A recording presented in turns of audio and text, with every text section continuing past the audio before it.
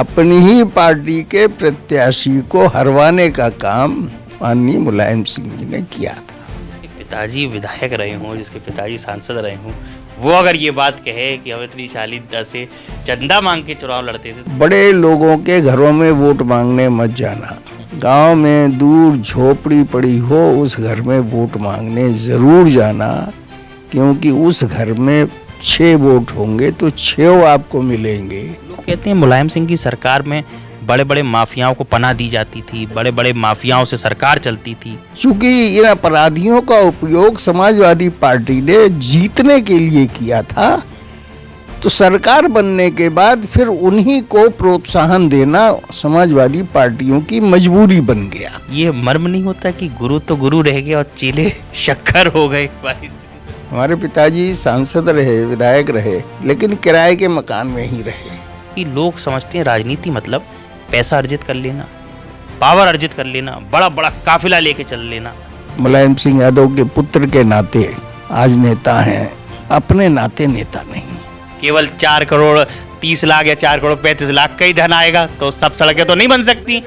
अगर वो मुलायम सिंह के पुत्र न होते तो किसी पार्टी के राष्ट्रीय अध्यक्ष नहीं हो सकते थे। ताज्जुब की बात है, एक विधायक नगर विकास मंत्री पे जा रहा है कि साहब हम पे आवाज नहीं है, एक आवाज दे दीजिए। केशव प्रसाद मौर्य, जब मैं किसान मोर्चे का अध्यक्ष था तो उस समय हमारे महामंत्री थे। उत्तर प्रदेश उत्तम प्रदेश बनने की ओर अग्रसर है। मुख्यमंत्री योगी आदित्यनाथ लगातार ये सुनिश्चित कर रहे हैं कि वो योजनाबद्ध तरीके से योजनाओं को बनाएं और फिर सुचारू रूप से उसको पटल पर लेकर आएं, जिससे कि धरातल पर लोगों को सीधे विकास से जुड़ी हुई योजनाओं का लाभ मिल सके। इसी क्रम में सी न्यूज़ भारत संवाद कार्यक्रम के तहत आपको उत्तर प्रदेश से जुड़े हुए बहुत ही रोचक तथ्यों से रूबरू करा रहा है। साथ ही साथ सी न्यूज़ भारत की ये पहल है कि हम उत्तर प्रदेश की तमाम जनता के बीच, तमाम लोगों के बीच एक ये संदेश लेके जा सकें कि आखिरकार उनके विधायक, उनके मंत्री, उनके मुख्यमंत्री उनके लिए क्या कुछ कार्य कर रहे हैं।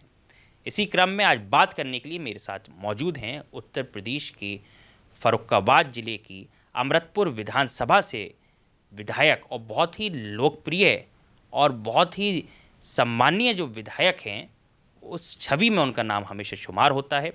तो मैं स्वागत करूंगा सबसे पहले उत्तर प्रदेश के फर्रुखाबाद जिले के अमृतपुर सीट से विधायक सुशील कुमार शाक्य जी का। बहुत बहुत स्वागत सी न्यूज़ भारत। धन्यवाद। सबसे पहला सवाल यही होता है सर कि आज के परिप्रेक्ष्य में जो एक राजनीतिक बदलाव है उसे किस दृष्टिकोण से देखते हैं? विचारों के आधार पर और संगठन की शक्ति के आधार पर अगर राजनीति की जाएगी तो सफलता मिलेगी और देश को आगे बढ़ाया जा सकेगा। विधायक जी, लोगों में बड़ी एक अभिरुचि होती है जानने की कि हमारा क्या कुछ इतिहास रहा और क्या कुछ उसके पन्ने रहे। तो जब आपके राजनीतिक सफ़र की शुरुआत होती है तो पहले आपके पिताजी का नाम शुमार होता है, जो अपने आप में एक बड़ी शख्सियत रहे, विधायक रहे, सांसद रहे। उसके बाद समाजवादी पार्टी को टक्कर देने वाले बड़े नेताओं में नाम शुमार रहा। फिर आगे आपका नाम शुमार होता है। क्या कुछ राजनीतिक इतिहास रहा और किस तरह से एक जो तस्वीर है वो गौरवान्वित करती है इस पूरे सफ़र? हमारे पूज्य पिताजी इलाहाबाद में लॉ करने के बाद एमए कर रहे थे और उसी समय वो संघ के संपर्क में आए। महात्मा गांधी की हत्या के बाद संघ पर प्रतिबंध लगा तो हमारे पिताजी भी जेल में रहे 6 महीने। तो संघ से जुड़े होने के कारण फर्रुखाबाद सीट से, फर्रुखाबाद ज़िले में फर्रुखाबाद सदर सीट से 1957 में उन्हें जनसंघ से चुनाव लड़वाया गया। वो दूसरे नंबर पर रहे, कांग्रेस का प्रत्याशी जीत गए। लेकिन 1962 में जनसंघ से फिर वो चुनाव लड़ाए गए और जनसंघ में वो विधायक बने। उसके बाद राजनीतिक सफ़र चलता रहा। वो विधानसभा का चुनाव बाद में नहीं लड़े, एमपी का चुनाव लड़े, नहीं जीत पाए। फिर एमपी का चुनाव लड़े, नहीं जीत पाए। फिर पार्टी ने 72 में उन्हें एमएलए का चुनाव लड़ाया, वो नहीं जीत पाए। 77 में जनता पार्टी बनने पर उन्हें प्रत्याशी बनाया गया और वो ऐतिहासिक मतों से चुनाव जीते। उसके बाद 80 में पुनः प्रत्याशी बने और वो चुनाव भी वो जीते। 1984 तक वो सांसद रहे। उसके बाद चुनाव उन्होंने जो लड़ा 1989 वाला, वो चुनाव वो हार गए। उसके बाद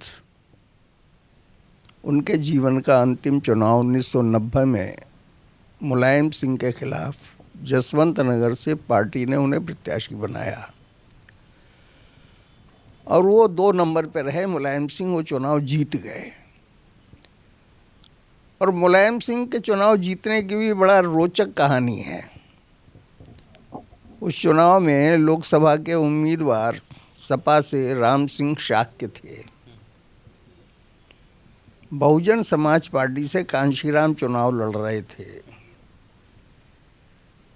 जब मुलायम सिंह ने देखा कि दयाराम शाक्य से कहीं हम हार न जाएं, तो मुलायम सिंह यादव ने 2 जगह से नामांकन किया। तिलहर विधानसभा, जो कि शाहजहानपुर की विधानसभा है, और जसवंत नगर, वो 2 जगह से चुनाव लड़े। और जसवंत नगर से चुनाव न हार जाएं तो उन्होंने कांशीराम से समझौता किया। अपनी पार्टी के राम सिंह शाक्य को चुनाव हरवा दिया और कांशीराम से समझौता कर कांशीराम चुनाव जीते और मुलायम सिंह चुनाव जीते। राम सिंह शाक्य चुनाव हार गए। अपनी ही पार्टी के प्रत्याशी को हरवाने का काम ये माननीय मुलायम सिंह जी ने किया था। बड़े कम लोग हैं जो ये रोचक तथ्य जानते हैं कि मुलायम सिंह यादव ने इस तरीके से भी अपनी राजनीति को आगे बढ़ाया। और आज के अगर राजनीति में इस बात को उठा दिया जाए तो कहीं ना कहीं ये अपने आप में आग बबूला मुद्दा बनकर उभर सकता है। क्या लगता है? नहीं, ठीक बात है। अपनी पार्टी के नेता द्वारा अपने ही प्रत्याशी, स्वयं घोषित प्रत्याशी को हरवाना और अपने लिए हम जीत जाएं, और उस समय के बसपा के प्रत्याशी कांशीराम को चुनाव जिताना, ये हमें लगता है इतिहास की पहली घटना होगी और जिसके विषय में बहुत कम लोगों को जानकारी होगी। लेकिन मैं तो प्रत्यक्ष उस चुनाव में, विधानसभा के चुनाव में मैं रहा था, और बल्कि उस चुनाव में मैं डमी प्रत्याशी भी था। डमी प्रत्याशी खड़ा कर देते हैं ना सहयोग के लिए, चुनाव में डबल व्यवस्थाएं मिल जाएं, तो मैं उसमें डमी प्रत्याशी भी था जसवंत नगर के चुनाव में। इसलिए ये सारे तथ्य मुझे ध्यान में। ये तो एक बात हो गई जब आपके पिताजी चुनाव लड़े और मुलायम सिंह जी का चुनाव पहुंच गया और मुलायम सिंह जी ने कैसे अपना चुनाव रोचक बनाया। अब बात होती है आपके सफ़र की, फर्रुखाबाद को एक नई दिशा की ओर ले जाने की, फर्रुखाबाद ज़िले के चौमुखी विकास के लिए। वो सफ़र कहाँ से शुरू हुआ और कैसे उसको आगे बढ़ाया? जब हमारे पूज्य पिताजी श्री दयाराम शाक्य को जसवंत नगर चुनाव के बाद हल्का सा हार्ट अटैक हुआ तो वो अस्वस्थ हो गए। तो पार्टी ने हमें फर्रुखाबाद जिले की कायमगंज विधानसभा सीट से प्रत्याशी बना दिया। अकस्मात प्रत्याशी बना, पहले से कोई कायमगंज से तैयारी नहीं थी। तो मैंने पिताजी से कहा भी कि हमारी कोई तैयारी नहीं है। तो बोले पार्टी का आदेश है, चुनाव लड़ो जाके, जो होगा देखा जाएगा। कायमगंज का चुनाव लड़े। हमारे उस समय एक संगठन मंत्री हुआ करते थे, राम प्यारे पांडे जी। मैंने उनसे कहा कि गुरुजी कुछ मार्गदर्शन करो। तो उन्होंने मुझसे कहा, सुशील, 4 मंजिल भवन के घर में वोट मांगने मत जाना, बड़े लोगों के घरों में वोट मांगने मत जाना, गांव में दूर झोपड़ी पड़ी हो उस घर में वोट मांगने ज़रूर जाना, क्योंकि उस घर में 6 वोट होंगे तो 6 आपको मिलेंगे, और बड़े मकानों में जाओगे तो वहाँ 6 वोट होंगे तो वो 2 ही पड़ेंगे, क्योंकि मतदान वाले दिन बाकी वो पकौड़ी खाएंगे। बड़ी विस्तार पूर्वक आपने बताया कि कैसे मतलब जो राजनीति की जो चीज़ें होती हैं वो असल में लोगों की समझ से बड़ी परे होती हैं। और बड़ा ही फैक्चुअल भी आपने एक बात बताई कि अक्सर ऐसा ही देखा जाता है कि जो सबसे कम वोटिंग परसेंटेज होता है वो उन बड़े बड़े शहरों में होता है जहाँ बड़ी बड़ी इमारतें खड़ी हुई होती हैं। सबसे ज़्यादा वोट बैंक जब वोट की स्थिति देखी जाए तो देखिए जो ग्रामीण क्षेत्र है आज भी वहीं पर देखने को मिलता है। तो हमें उस चुनाव में इस चीज़ का लाभ मिला। और पहला चुनाव था तो मैं रात के 2 बजे तक क्षेत्र में घूमता था और केवल 2 घंटे विश्राम करता था। सुबह 4 बजे उठ के 5 बजे घर से निकलता था, पैसा तो था नहीं, तो सुबह 2 घंटे टेलीफोन करके और उनके घर घर जाके मैं सुबह पहले चंदा मांगने का काम करता था। जिसके पिताजी विधायक रहे हों, जिसके पिताजी सांसद रहे हों, वो अगर ये बात कहे कि हम इतनी शालीनता से चंदा मांग के चुनाव लड़ते थे तो ये भी अपने आप में बड़ा समझने योग्य बात हो जाती है। मेरे पास एक पुराना स्कूटर था, जी। अब स्कूटर से तो चुनाव लड़ना संभव नहीं, हाँ। तो फिर हमारे एक मित्र की कार थी, वो टैक्सी में चलाता था, तो उसकी कार को मैंने हायर किया। मैंने कहा बेटा अब तुम मत जाओ, चुनाव हमें लड़वाना है। तो उसने फ्री गाड़ी हमारे चुनाव में चलवाई। हमारे पास कोई जीप नहीं थी, कोई गाड़ियाँ नहीं थीं, और हमारे पिताजी सांसद रहे, विधायक रहे, लेकिन किराए के मकान में ही रहे, कभी स्वयं का वो मकान नहीं बना पाए। विधायक जी, आज युवाओं के लिए बड़ा जानने योग्य बात होती है क्योंकि लोग समझते हैं राजनीति मतलब पैसा अर्जित कर लेना, पावर अर्जित कर लेना, बड़ा बड़ा काफिला लेके चल लेना।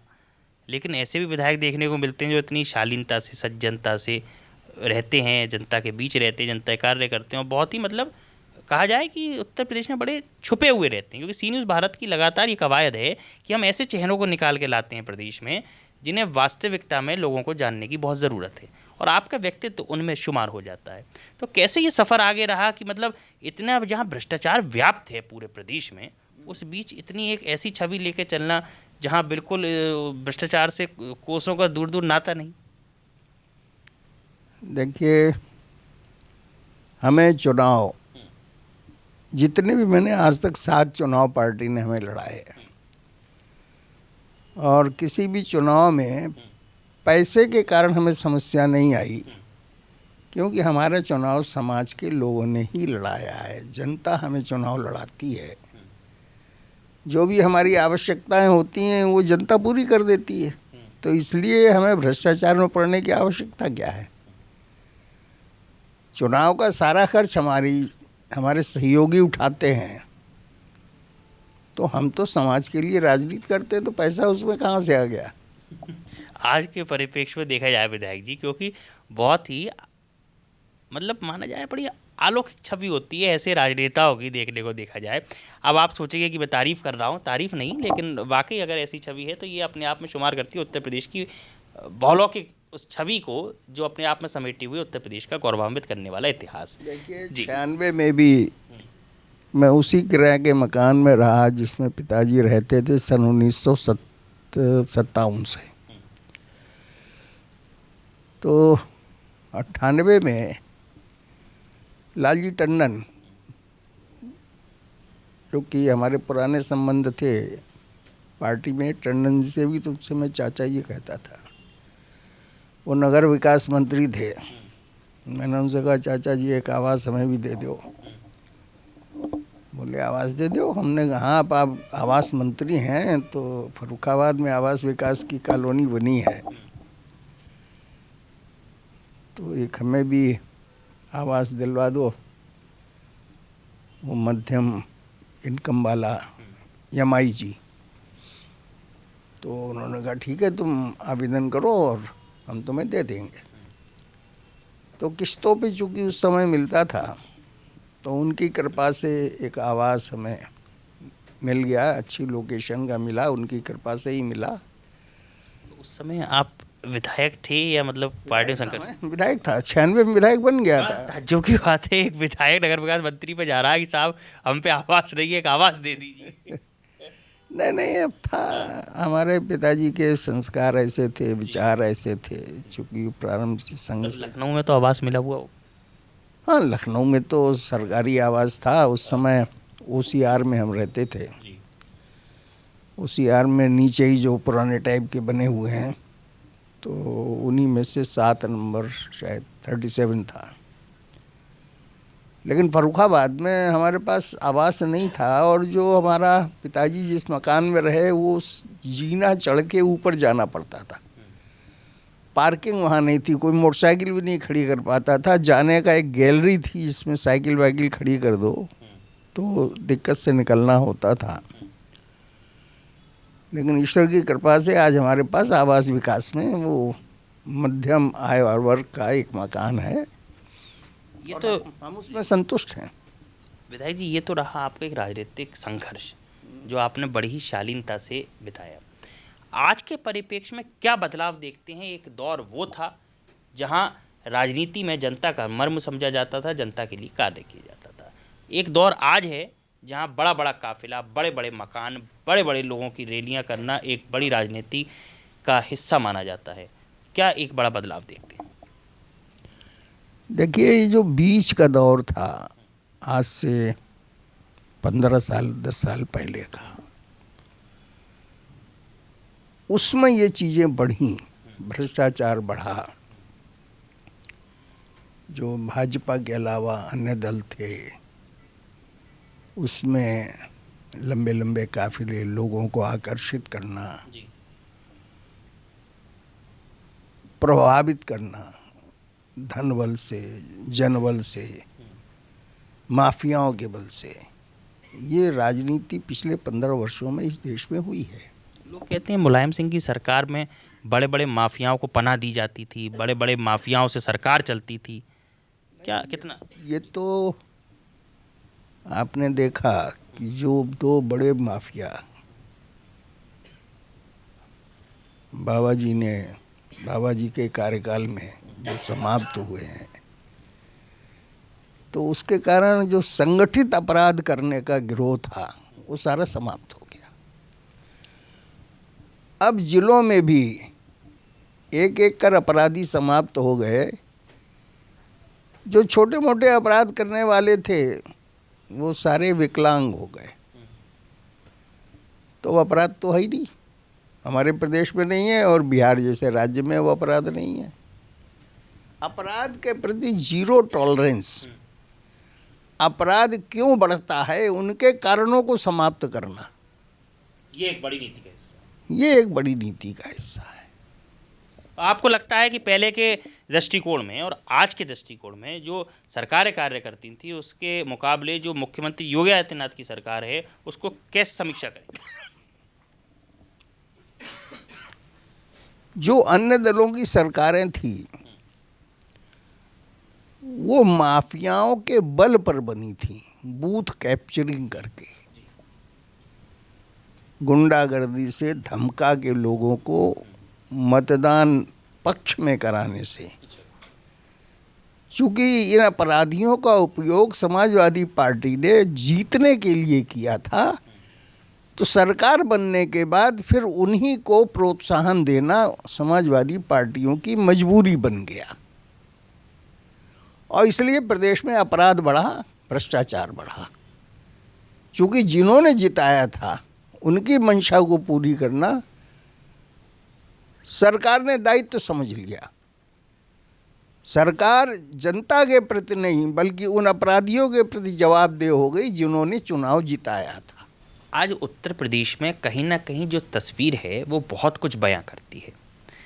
एक तरफ लोगों को लुभावनी तस्वीर नज़र आती है बड़ी बड़ी रैलियों की, बड़े बड़े काफिलों की, बड़े मकानों की, बड़ी प्रतिष्ठा की, बड़े पैसे वाले लोगों की, जिनको लोग नेता मानते हैं। और इसी बीच में नाम आता है आप जैसे विधायकों का, सुशील कुमार शाक्य जी, जो इतने शालीनता से रहते हैं, एक मकान मांगने के लिए पहुंच गए नगर विकास मंत्री के पास कि मुझे फर्रुखाबाद में मकान दे दो। तो ऐसे भी विधायक हैं। तो क्या लगता है उत्तर प्रदेश में जब बात आती है मंत्री पद विस्तार की, तो आपसे भी चर्चा होती होगी कि आपको मंत्री बना दिया जाता है, उसको किस रूप में देखते हैं? क्या मंत्री बनते नहीं है या लोग बनाते नहीं है? क्या मुद्दा रहता है? मंत्री बनने के लिए या टिकट के लिए मुझे कभी भी आवश्यकता नहीं पड़ी किसी नेता के पास जाने की। पार्टी ने हमें अभी तक 7 चुनाव लड़ाए हैं और मैं अपने को सौभाग्यशाली मानता हूँ। मैं कार्यकर्ता ऐसा हूँ जिसे टिकट मांगने कभी नहीं जाना पड़ा।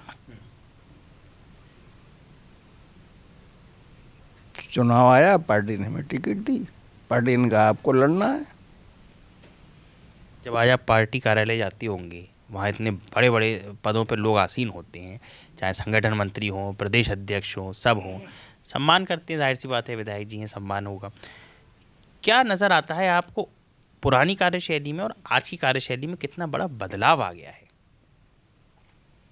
भाजपा में तो कोई बदलाव नहीं आया कार्यशैली में। भाजपा की कार्यशैली जो पहले थी वही आज है। फिर भी जो पुराने नेतृत्व होता है वो कई बार शिकायत करता है, वो कुछ नाराज़ होते हैं तो वो कह देते हैं कि बड़ा वो आ गया है, बड़ा अंतर आ गया है, बड़ी हठकर्मिता आ गई है, बड़ा ईगो आ गया है। इन चीज़ों को कैसे लेते हैं? ये उनके अपने विचार हो सकते हैं, लेकिन मैं तो संगठन से जुड़ा रहा हूँ। क्षेत्रीय अध्यक्ष कानपुर क्षेत्र का रहा,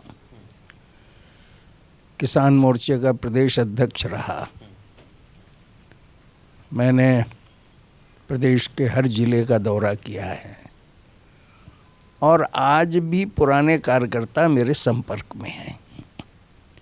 जिन कार्यकर्ताओं ने अपनी क्षमता विकसित की है उसमें से बहुत से आज मंत्री भी हैं, उप मुख्यमंत्री भी हैं। केशव प्रसाद मौर्य, जब मैं किसान मोर्चे का अध्यक्ष था तो उस समय हमारे महामंत्री थे और आज हमें प्रसन्नता है कि हमारा किसान मोर्चे का कार्यकर्ता आज प्रदेश का उप मुख्यमंत्री है, बिहार चुनाव में प्रभारी बना। तो भाजपा में तो कार्यकर्ता अपनी क्षमता से आगे बढ़ता है, किसी पद पे पहुंच सकता है। कभी कभार ये मर्म नहीं होता कि गुरु तो गुरु रह गए और चेले शक्कर हो गए वाली स्थिति तो नहीं? नहीं। भाजपा में अपने छोटे कार्यकर्ताओं को आगे बढ़ता देखकर प्रसन्नता होती है, ईर्ष्या नहीं होती है। यही विशेषता है भाजपा में। अखिलेश यादव जो हैं वो लगातार ये आरोप लगाते हैं आप ही के शिष्यों के ऊपर, केशव प्रसाद मौर्य के ऊपर, कि उन्हें स्टूल मंत्री बना दिया गया है उत्तर प्रदेश की सरकार में।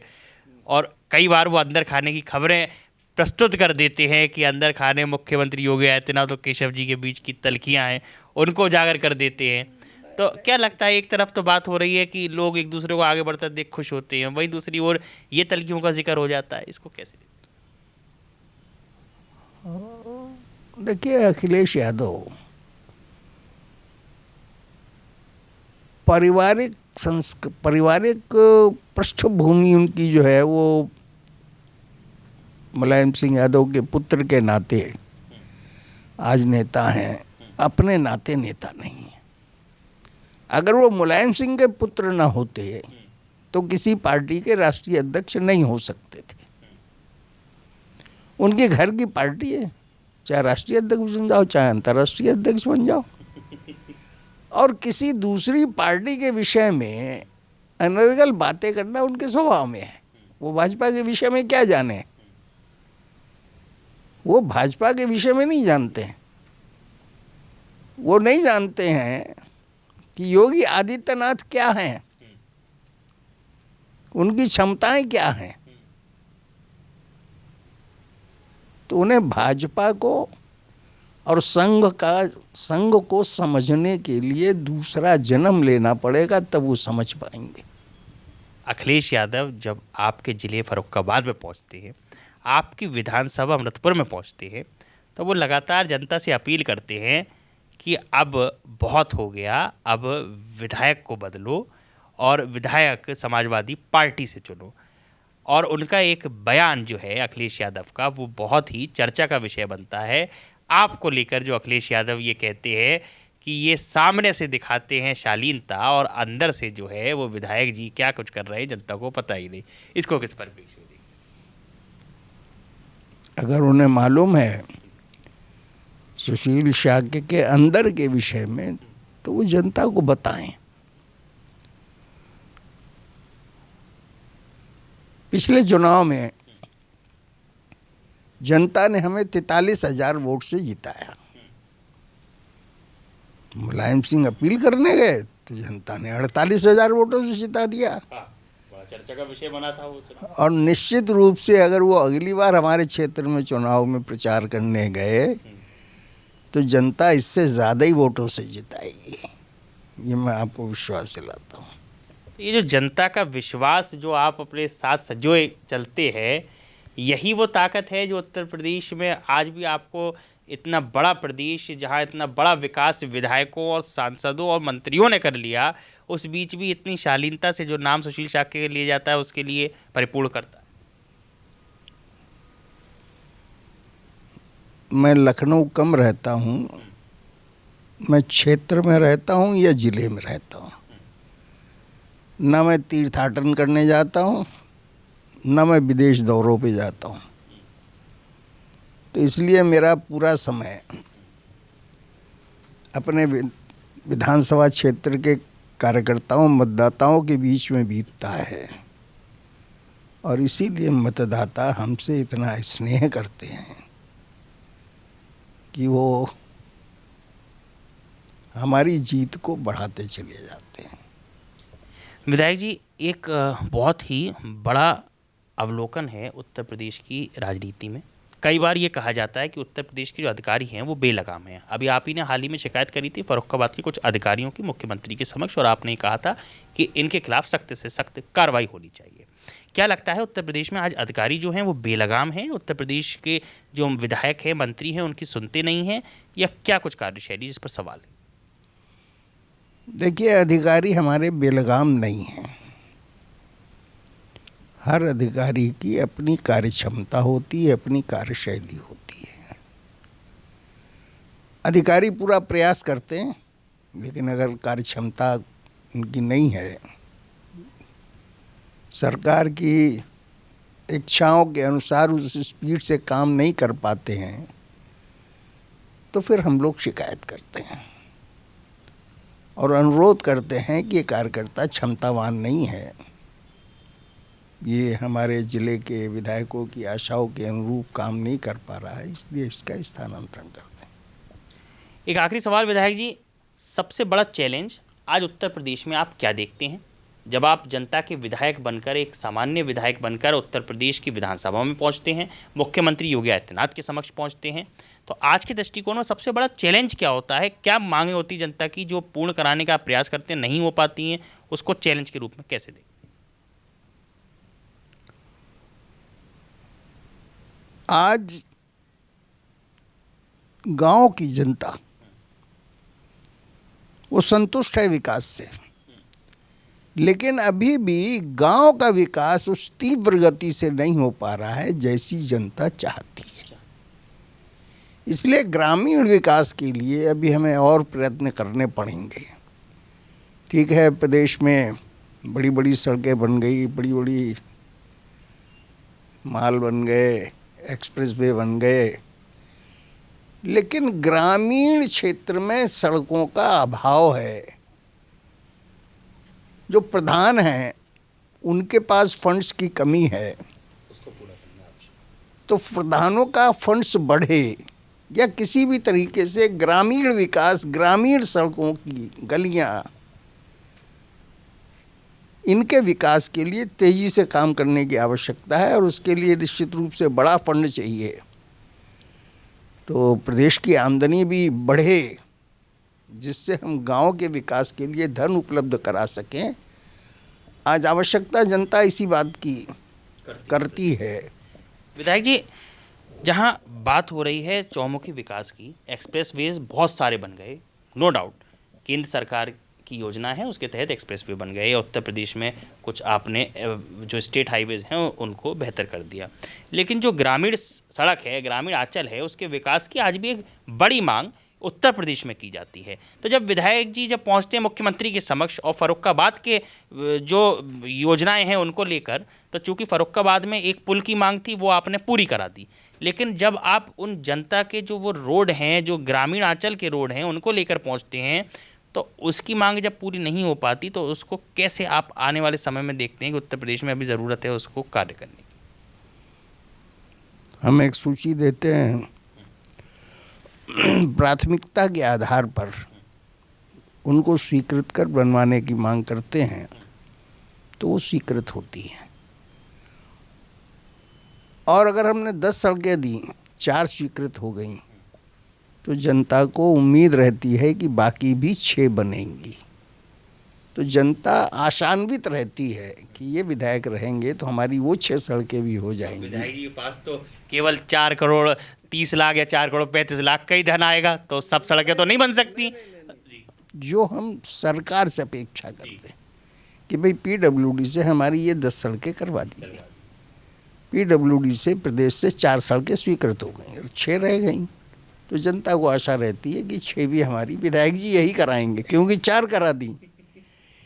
इसलिए सड़कें स्वीकृत होती रहती हैं और जनता आशान्वित रहती है और विश्वास करती है कि जब इन विधायक जी ने पिछले 5 वर्षों में इन सड़कों को करा दिया तो आगे भी सड़कें जो बनेंगी उन्हें यही विधायक जी बनवाएंगे, यही सरकार बनवाएगी, दूसरी सरकार नहीं बनवाएगी, ये विश्वास रहता है।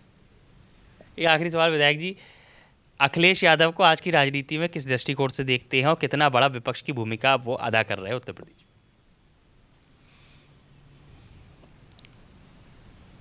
माननीय अखिलेश यादव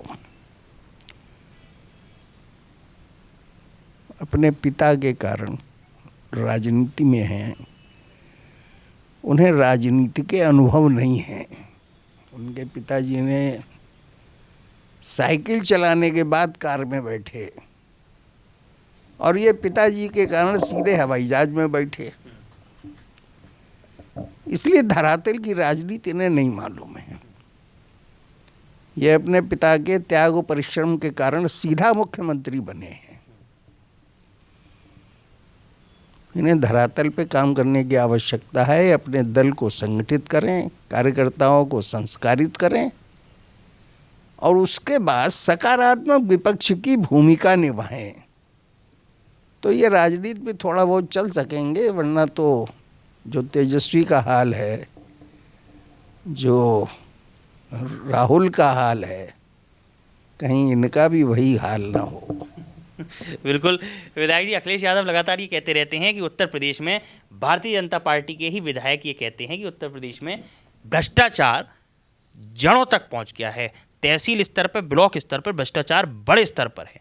उसको कैसे देख रहे हैं और आप क्या लगता है कि उस पर कैसे सरकार अमल करेगी, कैसे आगे उसको बेहतर दिशा में लेके जाएगी, भ्रष्टाचार को ख़त्म करने की ओर सरकार कार्य करेगी?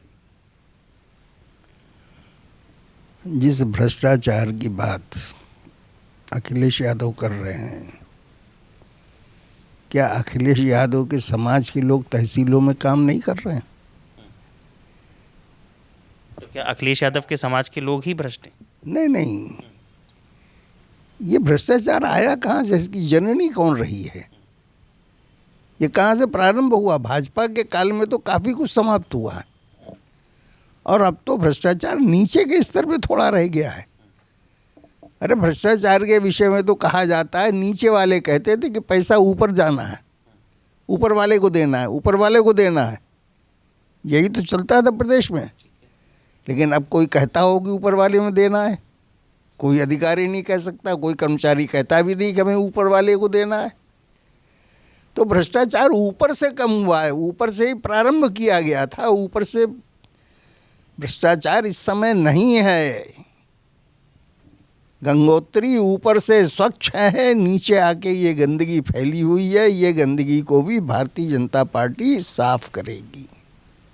बहुत बहुत शुक्रिया विधायक जी, सी न्यूज़ भारत को अपना कीमती समय देने के लिए। एक आखिरी संदेश जनता के लिए क्या कुछ कहना चाहेंगे? जनता भ्रष्ट नेताओं, भ्रष्टाचार करने वालों के खिलाफ अगर संगठित होकर खड़ी हो जाए, जनता देती है पैसा तब भ्रष्टाचार होता है। भ्रष्टाचार में पैसा देना जनता बंद कर दे, काम न हो, वो जनप्रतिनिधियों से शिकायत करे, लेकिन हम शॉर्टकट में काम कराने के चक्कर में भ्रष्टाचार को जन्म देते हैं। इसलिए अगर जनता चाहे तो भ्रष्टाचार एकदम खत्म हो जाएगा। बहुत बहुत शुक्रिया विधायक जी, आप थे हमारे साथ फर्रुखाबाद की अमृतपुर विधानसभा सीट से विधायक सुशील कुमार शाक्य जी, जो बता रहे थे कि उत्तर प्रदेश उत्तम प्रदेश बनने की ओर अग्रसर है और लगातार मुख्यमंत्री योगी आदित्यनाथ जीरो टॉलरेंस भ्रष्टाचार के खिलाफ की नीति पर कार्य कर रहे हैं और लगातार विधायक जी का भी सतत प्रयास रहता है कि उनके क्षेत्र की जनता लाभान्वित हो सके और उत्तर प्रदेश जो उत्तम प्रदेश बनने की ओर अग्रसर है वो अपनी दिशा में आगे अग्रसर रहे। कैमरामैन अपूर्व के साथ ऋषभ सक्सेना, सी न्यूज़ भारत, लखनऊ।